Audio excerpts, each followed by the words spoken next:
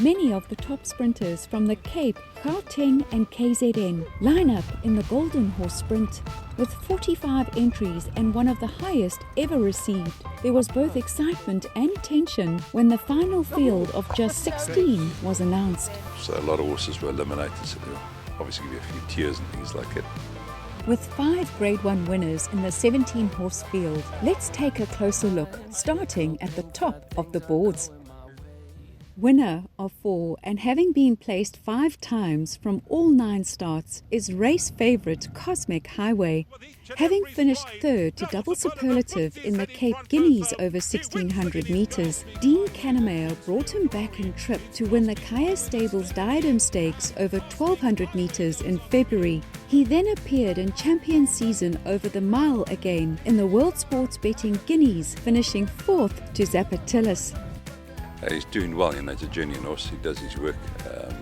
He always works on his own. He never works with the companion because he does enough back home. So prep going into this race, I'm been very happy with. He was in the grass yesterday morning, did a bit of pace work and he enjoyed himself. And he's looking in great shape. His first run back here was in the Guineas over a mile.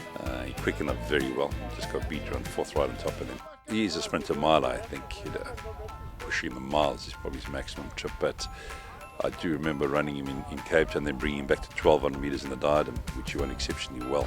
So I have no problem with the trip, the 1200 at Scottsville. In the race to the title for champion equus sprinter, just Cosmic Highway finds himself in the top 5 on the points table. With the Golden Horse Sprint and other graded race sprints coming up in champion season, the changes in the log will be keenly followed. Like Cosmic Highway, Smorgasbord has not missed the frame in all 9 of his starts. He comes in off a win in the Grade 3 Senor Santa Stakes in March. Smorgasbord wins the Senor Santa! Before running 3rd to Silver Operator over slightly further in the Independent on Saturday Drill Horse Stakes in May. He took the Drill Stakes very, very well. We felt it might have been a bit far. He did very well in saying that. We thought he had the race won at about the 150. Gavin seems to think the 1200 will be much better to his liking, and he's taken that grass run very well. He's come through his prep well, he's looking bright, and I think Scottsville will suit him. They did get heavily penalised for that race. We would like him to have come in with a better weight, being a 3-year-old, but we took our chances, we got the penalty, and we must just carry on. The decision to bring Good Traveller back to the shorter distances over which he enjoyed his early career success could be paying dividends. He won over 1,000 metres in his penultimate start, before being caught further back than hoped in the iOS Drill Hall Stakes over 400 metres further. The other day it was second run after a layoff. In the 1400 we were further back than we wanted to be. He actually had dropped the bits on us completely, and I think he's also likes to travel in the race.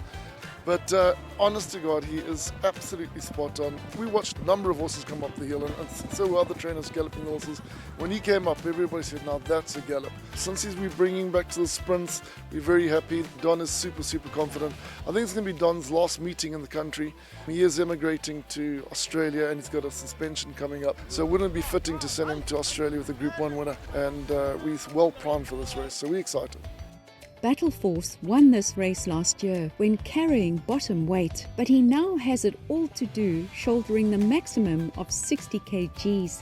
He's raced 7 times in the previous 12 months, recording a win in a Pinnacle Stakes last November and a credible run for his new stable in KZN.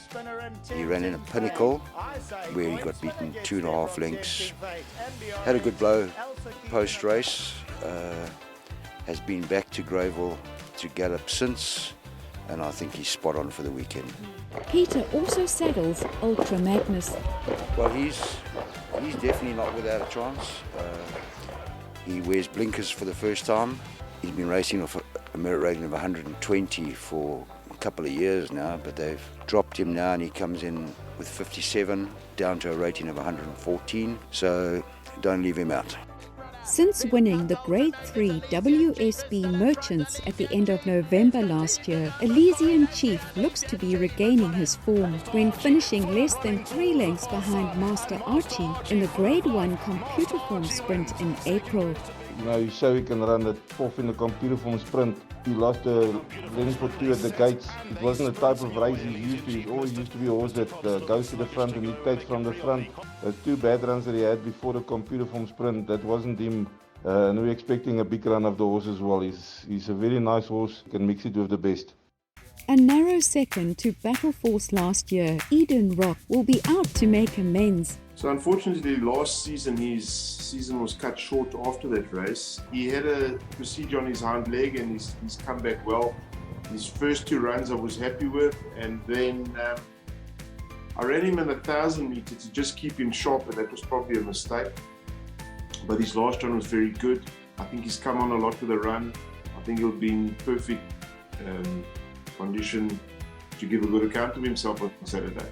We took the opportunity to ask Sean about his other 2 runners in the race, Warriors Rest and Chimichurri Run, both past winners of the Golden Horse Sprint.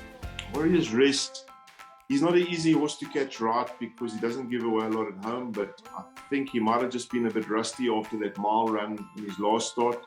2 runs ago, his second to Smorgasbord, I thought was a very, very good run.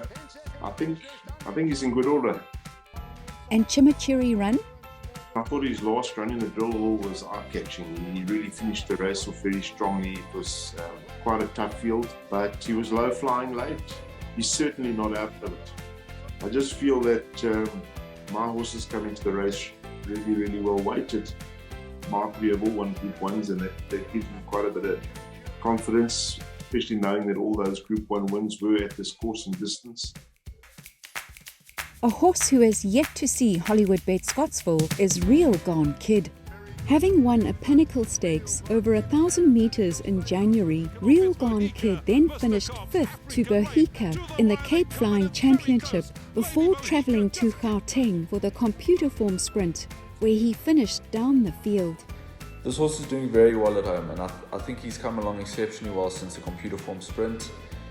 You know, his last 2 starts were very hard races for any horse. I mean, he's a merit rated 112 running against horses that are 122, 125 at carrying level weights. So I think his last 2 starts were 2 very hard races, and I think since his last start he's been doing very well at home and he's shown good work. So I think from the draw he has and the weight he's carrying, I think he'll be a very competitive run on the day. We posed the question to several jockeys and trainers of the perceived outside draw advantage down the straight at HOLLYWOODbets Scottsville. The general consensus is that with all the rain, the track is in such great condition that the straight will run true and fair regardless of the draw. We've taken a look at those runners at the top of the boards along with couplings, but with all of Elsikit, Bartholdi, Hello Winter Hello, Cartel Captain Pearl of Asia, Tempting Fate and Socrates in the field, the 2022 running of the Golden Horse Sprint looks a race not to miss. There's not a horse that I can single out, but there's not too many that don't have chances. I think it's going to be an outstanding race. Definitely a strong field, and it's going to be a nice, exciting race. It's going to be competitive because there's sprinters from Durban, Cape Town, Joburg. There's even a bee rider there. Yes. Very, very good field. You know, it was a huge entry. 40 odd, I think it was one of the biggest entries we've seen for this race in many years, and they've compressed the weights. 40 used to be 60-52, now 60-54, which wasn't a bad call at all. So a lot of horses were eliminated, so there will obviously give you a few tears and things like that, but the best horses have remained with the best current form. Thank you for watching, and if you've enjoyed this preview, like us on Facebook, follow us on Instagram and Twitter, and hit that subscribe button on YouTube whilst you're about it.